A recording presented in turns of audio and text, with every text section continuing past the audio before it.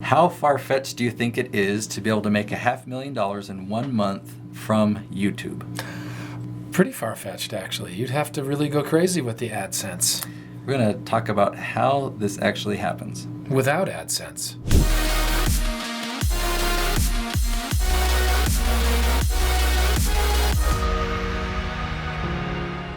Hey, it's Scott Christopher here with Nate. Be the hero, Nate Woodbury. He likes to introduce me that way. Why not? Scott, the actor. Scott Christopher, you can click on me up here, my little channel. We'd love to have you. But spending time with Nate is something that I do rather frequently because I enjoy learning more. And sometimes you learn just from hearing great success stories. And sometimes they're moderate and modest successful stories, which still is exciting to me. And other times they're just like, holy cow, this is crazy how much money these people made. You're going to tell us one of those today. Yeah, literally $500,000 in a month. $500,000. $500,000 US dollars in 1 month from YouTube. So this was not one of my personal stories, but it's a story that it's a channel that I've studied and I watched this whole thing happen. So let me just show you. Let me introduce you to Let you entertain me. Derek Muller. So Okay. Derek Muller is a Canadian. He loves science. He lives in Australia.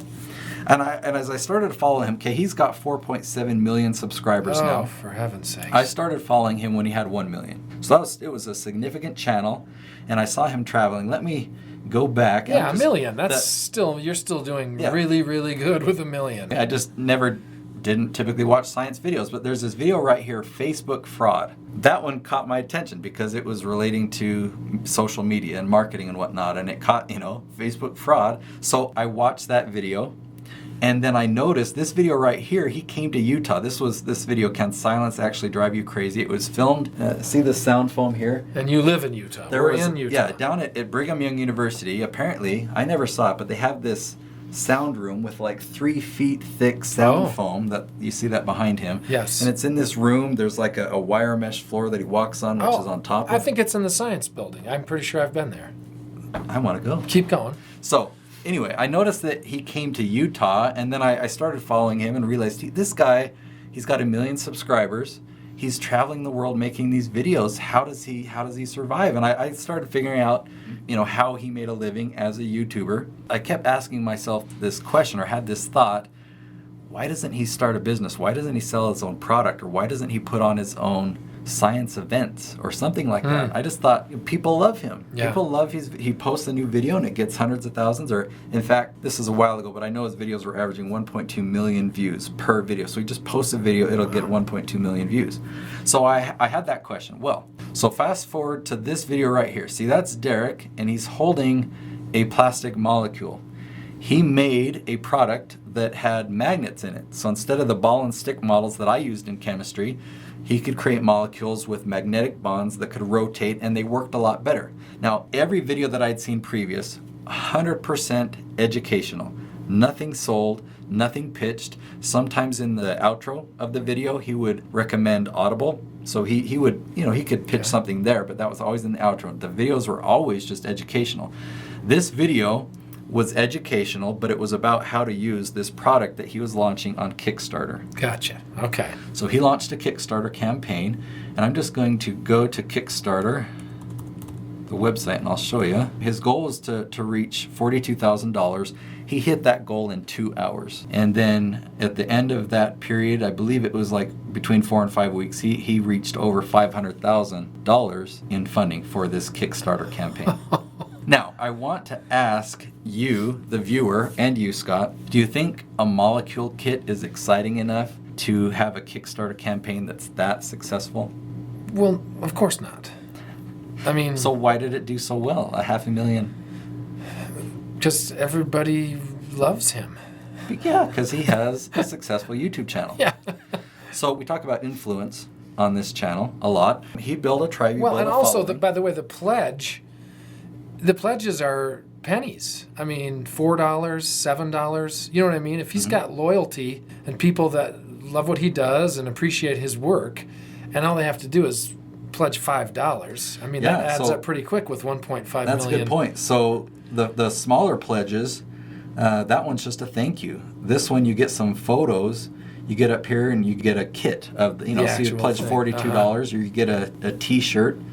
You get a kit that have double and triple bonds. Anyway, it amounted up to, yeah. So the thinking that I had about this is wow. I mean, this is a cool thing. I took many chemistry classes, and so I thought the product was a cool idea. I recognized myself that I've seen some cool things on Kickstarter that have come through, and that's usually like the solar-powered water bottle, or something that takes water out of the air, or it's something so innovative, or the latest and greatest electric bicycle, or something like that. So when I saw this, I was like, this is because of YouTube. This was successful on Kickstarter because it had that foundation of YouTube. Absolutely. YouTube is, I love this story because it shows what we can do by creating a YouTube following. And it's crazy too, because if you arrow over down to the bottom here, that 500 grand came from 6,500 people. And he has, at the time, how many subscribers? At the time of this launch, a million subscribers? It was 3.4 million by the time of this launch. 3.4 million. So, I mean, the percentage is tiny of his subscribers, but yet it still killed his goal by 10 times. I mean, that's influence. I mean, to even just have that, but 6,500 backers, that wouldn't be possible if you only had 7,000 subscribers. I mean, it would be possible numerically, but frankly, most people aren't that quick to give. So how does this relate to you? I mean, this is a science channel. Chances are you don't have a science channel.